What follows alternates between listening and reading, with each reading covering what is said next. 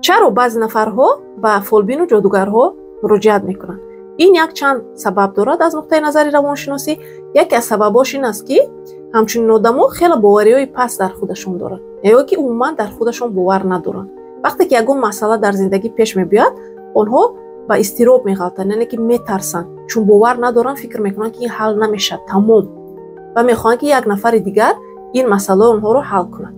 دیگر سببش این میتواند که این آدم نمیخواد که مسئولیت زندگی خودش رو خودش گیره. فرض کردیم مناسبتش با شوهر درست نیست، یا اینکه در بیزنسش، در کارش، در جای کارش مناسبتش با همکاراش درست نیست، در بیزنسش یگان مشکلی پیش اومدگی است و جایی که آموزش گیرد، یگان راههای نو پیدا کند، یا اینکه با شوهرش مناسبت خوب سازد، یاد گیرد، آموزد و جای این میخواد که یک نفر دیگر همین مسئله که شاید یک چند سال جمع شدگی است، خب همین رو با یک تست حل کنه. سببش این детские мышления میگن، یعنی که یک فکرانی کودکانه دارن. یعنی کودکای خردسال همین خیلی هستن که آنها باور به معجزه دارن، باور به مثلا بسیار کودکا در کودکی فکر میکنن که بابای برفی وجود دارد.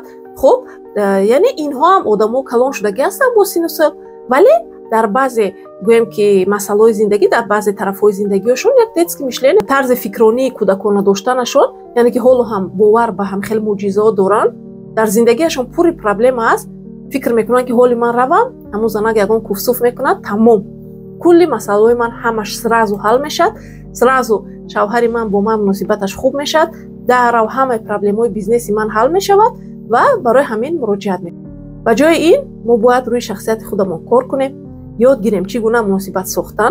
اگر در کارمون، در بیزنسمون یگان مشکلی است و جای به پیش چنین آدم‌ها رفتن، گناه گرفتن، آموزیم، یاد گیریم چخیل کارمون رو پیش بردن رو.